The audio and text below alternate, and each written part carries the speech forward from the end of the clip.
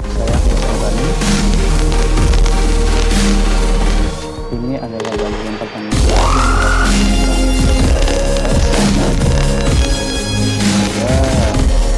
apa yang saya sampaikan semua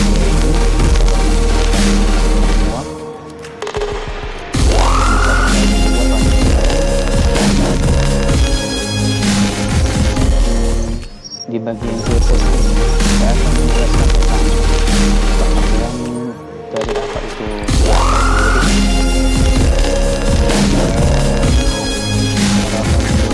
CSS. Setelah itu metode dalam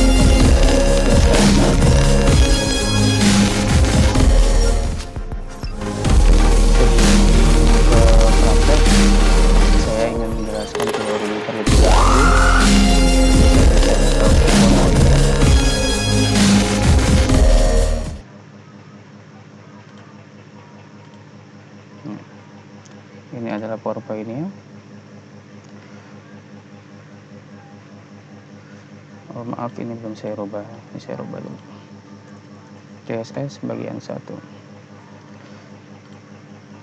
Nah, di daftar isinya adalah pengertian CSS, kemudian bagian-bagian CSS, dan juga cara menulis CSS.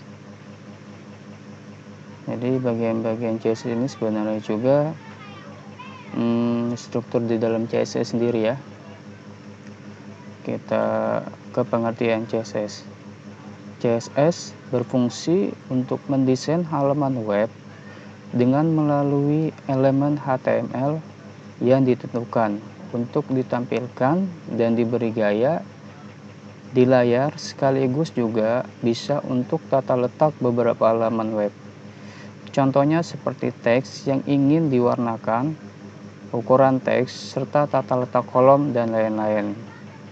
Nah, jadi CSS ini berfungsi untuk mendesain halaman web dengan melalui elemen HTML yang ditentukan untuk ditampilkan dan diberi gaya di layar, sekaligus tata letak beberapa halaman web, contohnya seperti teks yang diwarnakan. Jadi maksudnya gini, misalkan kita mempunyai elemen yang namanya itu elemen H1. Di dalam H1 ada sebuah konten namanya judul 1, lalu ditutup dengan penutup elemen. Nah, judul 1 ini kita dapat memberi warna, misalkan anggap kita ingin memberikan warna judul 1 ini teks berwarna merah, maka kita menggunakan yang namanya itu CSS, gitu ya teman-teman ya. Nanti di bagian 1 ini saya akan menjelaskan cara menulisnya bagaimana dan bagian-bagian strukturnya CSS bagaimana juga. Nah, terus yang kedua, CSS adalah singkatan dari Cascading Style Sheet yang disimpan dalam format file.css, gitu ya. Jadi itu aja pengertian CSS. Itu yang terpenting berfungsi untuk mendesain halaman web dengan melalui elemen HTML yang ditentukan untuk ditampilkan dan diberi gaya di layar, sekaligus tata letak. Ini aja ya pengertian dari CSS terpentingnya. Nah, struktur bagian-bagian CSS atau struktur dalam CSS. Di CSS itu ada yang namanya selector, declaration, kemudian ada yang namanya blok deklarasi, yang di dalamnya itu ada deklarasi. Setiap deklarasi ada yang namanya properti dan nilai. Coba kita lihat ya keterangan ini. CSS terdiri dari selector yang akan menentukan elemen apa yang akan diberi gaya pada CSS, dan blok deklarasi yang dibuka dengan kurung kurawal dan ditutup kurung kurawal. Itu yang dimaksud dengan blok deklarasi. Di dalam blok deklarasi terdiri dari deklarasi yang bisa berisi lebih dari satu dan diakhiri dengan titik koma. Deklarasi terdiri dari properti dan nilai yang dipisahkan dengan titik 2 dan diakhiri dengan titik koma. Nah, setiap deklarasi harus diakhiri titik koma untuk menghubungkan deklarasi selanjutnya. kita bisa digunakan tanpa titik koma hanya pada deklarasi akhir. Kalau kayak gitu, bagaimana kalau kita buka aja Visual Studio Code-nya ya teman-teman ya. Kita buka Visual Studio Code-nya. Tadi di sini PowerPoint ini adalah struktur CSS yang terdiri dari selektor, kemudian blok deklarasi, setelah itu ada deklarasi dan properti dan nilai. Coba kita buka lagi. Misalkan kita buat dulu deh the tipe HTML head, angka titel bagian 1 HTML, kemudian ada body.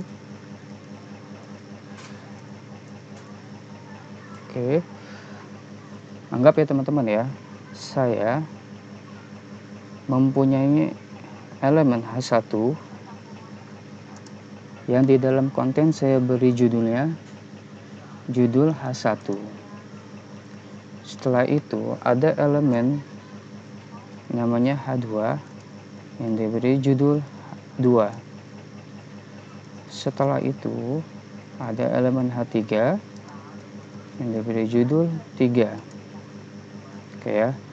Jadi saya mempunyai 3 elemen. Elemen pertama adalah elemen H1, elemen kedua H2, elemen ketiga H3. Nah, di sini saya ingin mewarnakan judul 1 ini menjadi warna merah. Artinya kita harus menggunakan CSS. Di PowerPoint tadi yang teman-teman bisa lihat, untuk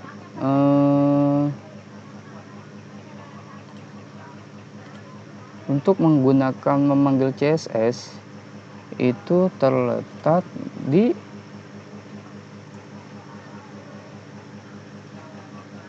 style dalam head, kemudian ditutup dengan style. Nah, pertama adalah kita bicara tadi adalah selektornya. Selektor itu elemen apa yang ingin diberi gaya. Tadi karena saya ingin judul 1 ini berwarna, teksnya itu berwarna merah, maka saya panggil selektornya. Selektornya adalah H1. H1 ini adalah selektor. Kemudian blok deklarasi. Setiap blok deklarasi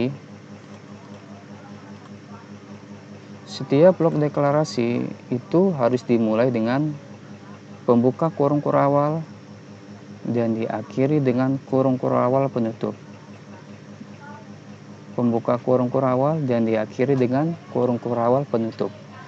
Nah, di dalam blok deklarasi ada yang namanya deklarasi. Deklarasi ditempatkan di sini, di dalam kurung kurawal. Setiap deklarasi mempunyai properti dan nilai. Propertinya apa? Karena saya ingin mewarnakan judul 1 di dalam elemen H1, selektor H1, maka propertinya adalah color titik 2, nilainya adalah red. Ini adalah properti. Ini adalah deklarasi pertama yang terdiri dari properti serta nilai. Gitu ya, teman-teman ya. Jadi, setiap properti dan nilai itu dipisahkan dengan titik 2. Dipisahkan dengan titik 2. Nah, setiap deklarasi, ini deklarasi, satu deklarasi itu dipisahkan dengan titik koma.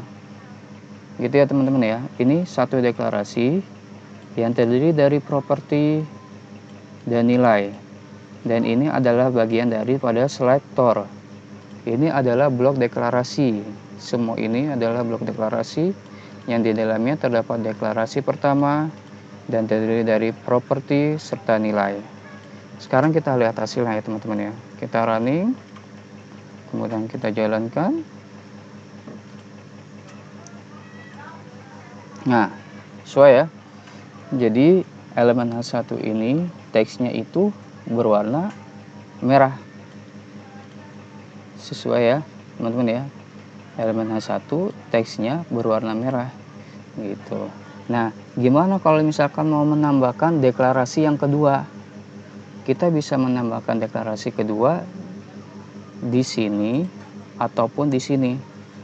Tapi lebih baik di bawahnya biar rapi. Anggap ya, saya mau menambahkan di background teks 1 ini, judul 1 ini itu berwarna biru. Kita masuk background color blue. Nah, sekarang saya mempunyai dua deklarasi. Deklarasi pertama itu color dan red, deklarasi kedua background color dan blue. Sekarang kita lihat hasilnya teman-teman. Nah, ini sudah berwarna biru backgroundnya dan teks berwarna merah. Tapi ini pada elemen H1 ya. Tuh. Gimana kalau misalkan setiap deklarasi itu tanpa titik koma? Misalkan tadi yang saya jelaskan ya, untuk bisa digunakan tanpa titik koma, tapi hanya pada deklarasi terakhir. Misalkan saya menggunakan tanpa titik koma pada deklarasi pertama, karena deklarasi ini ada dua deklarasi. Deklarasi pertama tanpa titik koma. Nah, maka deklarasi kedua ini nggak akan bisa gitu. Coba kita running ya, save, kita run, kita buka. Nah, bahkan deklarasi pertama yang ditentukan itu dia nggak akan tampil gitu teman-teman. Gimana kalau misalkan kita balikin lagi ya, kita balikin lagi dengan titik koma, kita save dan tarik. Nah, ini akan tampil. Gimana? Tadi kan saya sudah jelaskan bisa digunakan tanpa titik koma tapi hanya pada deklarasi akhir. Bagaimana kalau misalkan tanpa deklarasi di akhir deklarasi tanpa titik koma hasilnya ya. Nah, ini bisa dilakukan tetap gitu ya teman-teman ya. Kita praktekkan pada halaman H2. Misalkan lagi ada halaman H2, kita pilih selektor, namanya elemen H2, saya ingin menentukan gaya, kita buat blok deklarasinya yang dimulai dengan buka kurung kurawal dan tutup kurung kurawal. Setiap blok deklarasi terdapat deklarasi. Nah, di selektor H2 ini dengan konten judul 2, saya ingin berwarna hijau, grand. Jangan lupa titik koma. Kemudian background itu satu deklarasi ini teman-teman ya. Kemudian background color kita ingin berwarna merah. Artinya selektor atau elemen H2 pada konten judul 2 ini berwarna teks yang berwarna hijau dengan background color berwarna merah. Bagian belakang berwarna merah. Sekarang kita save. Nah, itu sesuai ya. Judul 2 berwarna teksnya hijau, kemudian background colornya itu berwarna merah. Oke ya. Sekarang kita lanjut ke H3. Kita panggil selektornya atau elemennya H3, blok deklarasi. Setelah itu ketentukan deklarasinya. Kita beri warna lagi color. Kita warnakan kuning, yellow, dengan background color berwarna green. Artinya selektor H3 atau elemen H3 judul 3 ini teks berwarna kuning dengan background color berwarna hijau. Sekarang kita lihat hasilnya. Save. Nah, sesuai teman-teman ya. Judul 3 teksnya itu berwarna kuning dan backgroundnya itu berwarna hijau. Itu ya teman-teman ya. Jadi struktur atau bagian-bagian CSS itu ada yang namanya ini selektor, kemudian blok deklarasi dari sini sampai dari kurung kurawal sampai penutup, ini namanya blok deklarasi, dan ini adalah deklarasi pertama, deklarasi kedua. Nah, setiap deklarasi mempunyai properti serta nilai yang dipisahkan dengan titik 2. Setiap deklarasi harus diakhiri titik koma. Jika tanpa titik koma maka akan berantakan. Kalau misalkan mau tanpa titik koma bisa dilakukan di akhir. Seperti ini tidak ada titik koma gitu. Oke ya teman-teman ya. Kita lanjut kita buka PowerPoint ya gitu. Nah, cara menulis CSS.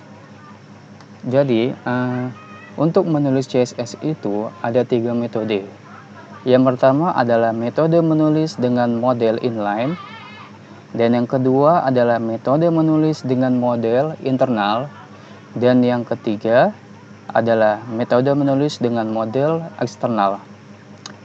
Contohnya metode menulis, kita buka metode menulis inline. Metode menulis inline hanya bisa dilakukan pada satu elemen. Jadi metode inline hanya bisa dilakukan pada satu elemen dengan menambahkan atribut style pada elemen tersebut gitu ya. Ini dapat memberikan gaya atribut style berisi properti dan juga nilai, atau juga kita juga bisa menambahkan atribut dan nilai gitu. Misalkan contohnya ya teman-teman ya, saya memiliki elemen bernama mobil yang terdapat 5 elemen. Nah, 5 elemen mobil ini berwarna hitam. Maka elemen yang saya buat, mobil pertama berwarna hitam, kemudian elemen kedua berwarna hitam, elemen ketiga berwarna hitam, dan elemen keempat berwarna hitam. Artinya kesimpulannya kita memberikan elemen bernama mobil ini dengan warna hitam itu satu-satu gitu. Elemen pertama, mobil pertama itu berwarna hitam, kita tentukan. Elemen kedua berwarna hitam, kita tentukan lagi. Elemen ketiga berwarna hitam, kita tentukan lagi, dan seterusnya sampai dengan elemen keempat. Tapi dengan metode inline kita bisa memberi warna yang berbeda pada elemen mobil. Nah, ini uniknya. Dengan metode inline kita bisa memberi warna yang berbeda pada elemen mobil ini. Misalkan mobil pertama, elemen pertama kita memberi warna hitam, atau selanjutnya elemen kedua pada mobil kita bisa memberi warna hijau. Elemen ketiga pada mobil kita bisa memberi warna merah, dan ini kuning gitu. Ini metode menulis inline. Kita praktekkan aja ya teman-teman ya. Kita buka Visual Studio Code-nya.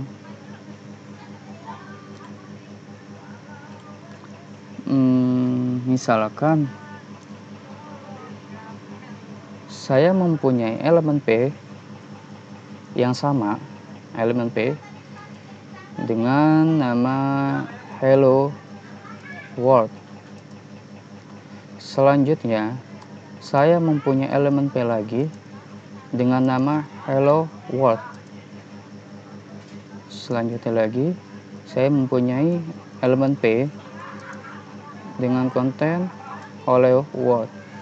Ini saya tulis saja, ganti Hello World 1, 2, dan 3 gitu ya. Nah, artinya kita mempunyai elemen yang sama, itu elemen P. Tapi Dengan elemen inline, dengan metode inline kita bisa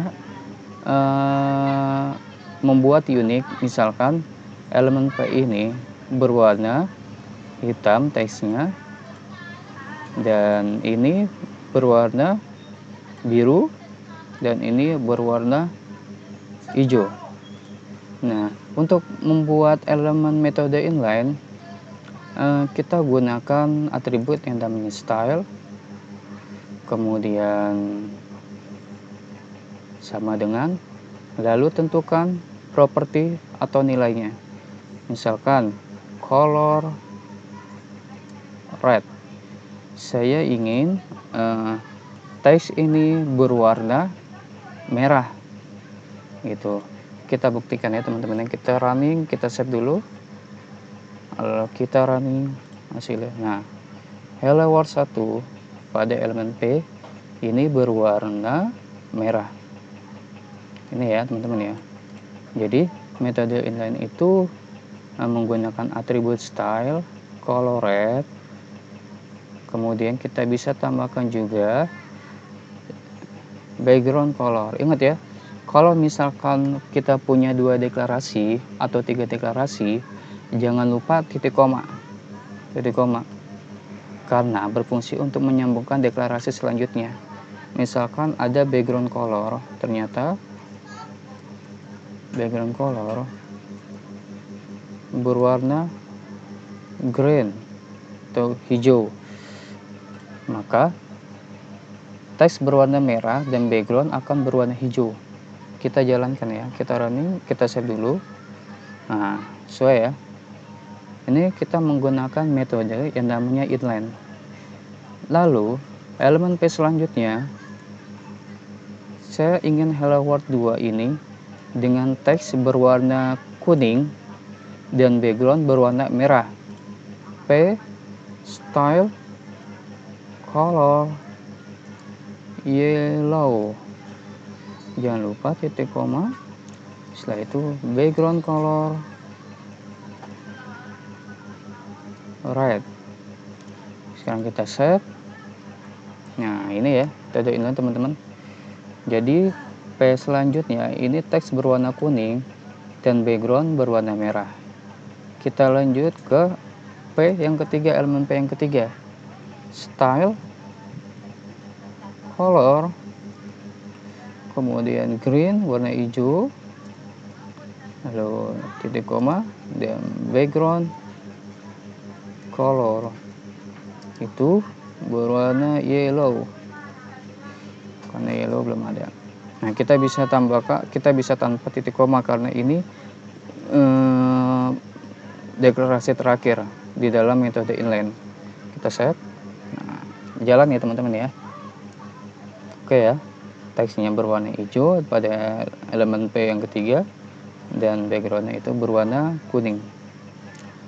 Nah, jadi kesimpulannya, untuk membuat metode inline kita gunakan atribut yang namanya style, kemudian tentukan properti serta nilainya, sama titik koma jangan lupa ya teman-teman ya.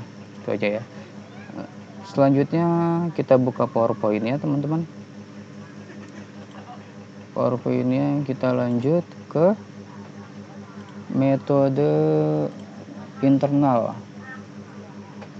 Jadi metode internal apabila satu halaman HTML memiliki gaya yang unik. Apabila satu halaman HTML memiliki gaya yang unik, penempatan metode internal ditempat pada bagian head yang ditentukan pada style. Artinya untuk menulis metode internal kita tempatkan pada bagian head yang ditentukan pada style. Jadi di dalam style itu kita ada CSS gitu. Di dalam style dapat diberi gaya. Misalkan contohnya ya. Misalkan saya memiliki elemen bernama mobil dengan jumlah 4 elemen yang berwarna hitam. Misalkan saya memiliki elemen bernama mobil dengan jumlah 4 elemen yang berwarna hitam. Maka kita hanya tentukan pada satu mobil berwarna hitam maka mobil yang lain akan berwarna hitam. Coba kita praktekkan pada Visual Studio Code-nya ya. Kita buka Visual Studio Code-nya. Nah, ini style color-nya coba saya hapus. Oke, saya hapus lah, saya hapus. Ini saya hapus juga.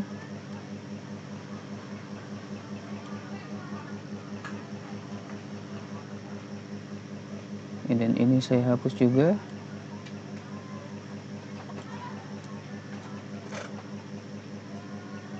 Oke. Nah, kita masuk metode internal. Anggap saya mempunyai 3 elemen P ini yang mana ada di dalam kontennya ini berbeda-beda. Elemen P yang pertama ini ada yang konten namanya Hello World 1. Di elemen P ini ada konten yang namanya Hello World 2, dan yang ketiga ada konten yang namanya Hello World 3.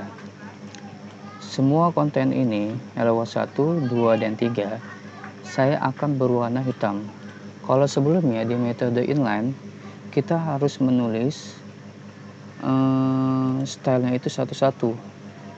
Berarti artinya P di sini style, kemudian color black warna hitam. Kemudian P1 lagi kita ingin Hello World berwarna hitam juga, 2 berwarna hitam juga. Berarti elemen P yang kedua kita tulis lagi style, kemudian kita masang properti namanya color dan nilainya ada warna hitam. Kemudian elemen ketiga kita masukkan lagi stylenya lagi, properti, nilai, propertinya color dan nilainya ini berwarna hitam. Nah, ribet banget ya berarti ya. Jadi dengan metode internal kita hanya merubah, kita hanya memanggil selektor elemen tersebut. Misalkan elemen P, selektor P mempunyai blok deklarasi namanya color, kemudian kita rubah menjadi red. Maka semua elemen P ini yang kontennya Hello World 1, 2, dan 3 ini akan berwarna merah. Ini semua akan berwarna merah. Sekarang kita running, kita set, kita lihat hasilnya. Nah, ini teman-teman ya. Hello World 1, 2, 3 ini akan berwarna merah. Coba kita rubah menjadi blue atau blue violet. Kita set. Nah, ini akan berubah ya. Hello World 1, 2, dan 3 akan berubah. Kita tambahkan background color red, maka semuanya akan berwarna merah background colornya gitu teman-teman. Oke ya. Tadi yang sebelumnya metode inline dan ini adalah metode internal. Jadi kalau metode internal itu apabila satu halaman, ini satu halaman ya. Satu halaman ini satu halaman. Satu halaman memiliki gaya yang unik gitu. Memiliki gaya yang unik. Gitu. Penempatan metode internal ditempatkan pada bagian head. Pada bagian head. Nah, ini head. Ini head. Di dalam head ditentukan pada style. Ini style dan ini style. Berarti kita menulisnya di dalam style. Style, dalam style ini elemen P, kemudian style. Itu ya teman-teman ya. Kita lihat lagi PowerPoint-nya. Kita masuk ke metode eksternal. Dengan metode eksternal, kita dapat mengubah seluruh situs web hanya dengan satu file. Jadi artinya kita harus membuat file baru untuk membuat metode eksternal yang disimpan dengan format .css. Jadi untuk menyimpannya pertama nama file, kemudian formatnya .dot atau css gitu. Untuk memanggil file yang sudah disimpan, kita panggil dengan cara ini link rel style sheet href nama filenya. Jadi setelah kita membuat nama file lalu kemudian kita save, maka kita pencet, kita ketikkan link rel style sheet, kemudian ref nama filenya di sini. Ini masih pada bagian head juga ya, gitu. Misalkan kita ingin membuat file yang bernama kendaraan, dalam file ada mobil berwarna hitam, motor berwarna merah, dan sepeda berwarna biru, dan kita ingin merubah bernama kendaraan dalam file ada mobil berwarna hitam, motor berwarna merah, dan sepeda berwarna biru. Dan kita ingin merubah warna mobil berwarna kuning yang sebelumnya hitam, dan motor berwarna hitam yang sebelumnya merah, serta sepeda yang berwarna biru sebelumnya hitam gitu. Sekarang kita praktekkan, kita buka Visual Studio Code-nya lagi. Artinya dengan metode eksternal kita dapat mengubah seluruh situs web yang hanya dengan satu file. Artinya kita harus membuat file baru. File, new file, kemudian kita simpan dulu. Kita simpan dengan nama bagian 1. Jangan lupa formatnya CSS. Nah ini ya, bagian 1 formatnya CSS. Tuh. Ini kita hapus dulu di bagian stylenya. Kemudian ini kita hapus. Oke ya. Kita balik ke awal. Nah, judul 1, judul 3 kita balik ke awal lagi. Oke. Nah, di dalam file bagian 1.css kita ingin membuat warna ini H1 judul sampai H3. H1 judulnya misalkan berwarna merah gitu ya. Kita tulis di sini aja. Kita nggak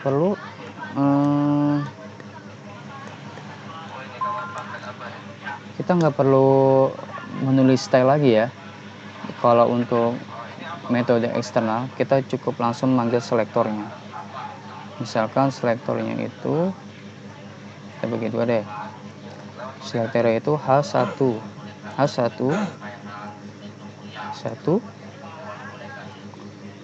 color berwarna merah, right, kemudian titik koma. Setelah itu ada H2, kemudian color berwarna yellow. Setelah itu ada yang namanya H3, blok deklarasi, ada satu deklarasi, color berwarna hijau, green. Oke. Nah, setelah itu P, maka kolom blue. Artinya semua elemen P ini akan berwarna teksnya biru. Nah, ini sudah kita save. Tadi setelah kita save, lalu kita manggil nama file CSS. Cara manggilnya di dalam bagian head, kemudian kita panggil link rel style sheet, kemudian nama filenya ref bagian 1.css. Oke, kita tutup. Sebelumnya kayak gini ya teman-teman ya, semua berwarna hitam. Sekarang kita save. Nah kan, H1 ini berwarna merah, H2 berwarna kuning, H3 berwarna hijau, dan semua elemen P ini berwarna biru. Kita tambahkan lagi background color. Sebentar ya. Tadi keterangannya dengan metode eksternal kita hanya mengubah dengan satu file saja. Ini file ya. Ini file yang bernama bagian 1 CSS. Hanya mengubah satu file saja. Kita rubah lagi yang merah menjadi purple, kemudian kuning menjadi yellow green. Kita save, lalu purple judul 2, judul 3, dan masih hello world warna biru gitu ya teman-teman ya. Ini metode eksternal ya. Terus selanjutnya, ini ada pengecualian. Apabila terdapat elemen yang sama yang disimpan dengan metode berbeda, maka akan mendapatkan hasil yang berbeda. Coba kita lihat powerpointnya ya. Kita lanjut slide-nya. Apabila terdapat elemen yang sama yang disimpan dengan metode berbeda, maka akan mendapatkan hasil yang berbeda. Contohnya, saya punya elemen mobil berwarna biru pada metode internal dan berwarna merah pada metode eksternal. Apabila metode internal ditentukan setelah metode eksternal, maka warna mobil akan berwarna biru. Coba kita praktekkan ya. Kita buka Visual Studio Code-nya. Anggap kita elemen P ya. Oke. Ini kita ada metode eksternalnya.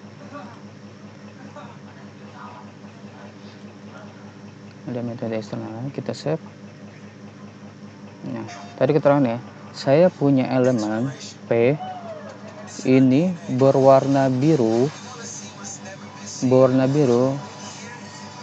pada metode internal. Internal itu ditempatkan metode internal ditentukan setelah metode eksternal. Misalkan style kita metode internal, kemudian selector P, color red. Kita lihat ya. Jadi ini saya punya elemen P pada metode internal ini berwarna merah, dan saya juga punya elemen P pada metode eksternal ini berwarna biru. Apabila metode internal ditentukan setelah metode eksternal, jadi apabila metode internal ditentukan setelah metode eksternal,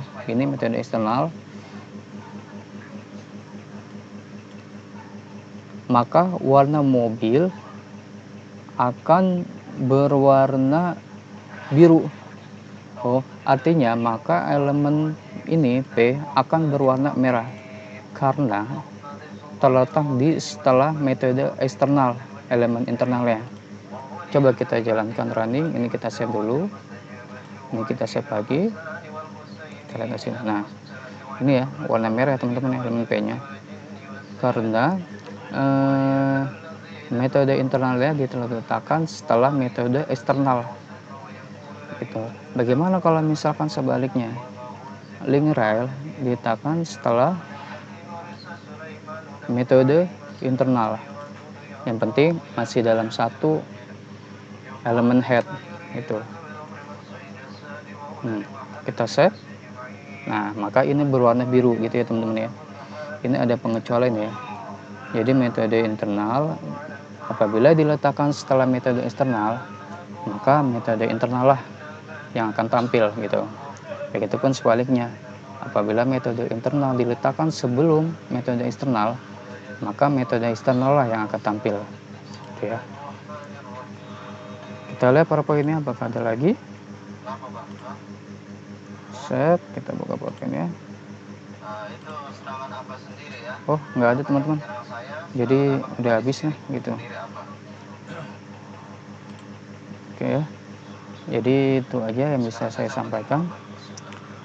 Pembelajaran hari ini itu tentang pengertian CSS sendiri, kemudian juga bagian-bagian CSS sama cara menulis CSS dengan 3 metode ya gitu. Semoga apa yang saya bisa sampaikan itu bermanfaat untuk teman-teman semua, dan apabila ada yang kurang atau kesalahan itu datangnya dari saya pribadi. Kurang lebihnya saya mohon maaf.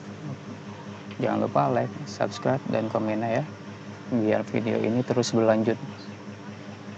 Ini aja yang saya sampaikan. Assalamualaikum warahmatullahi taala wabarakatuh.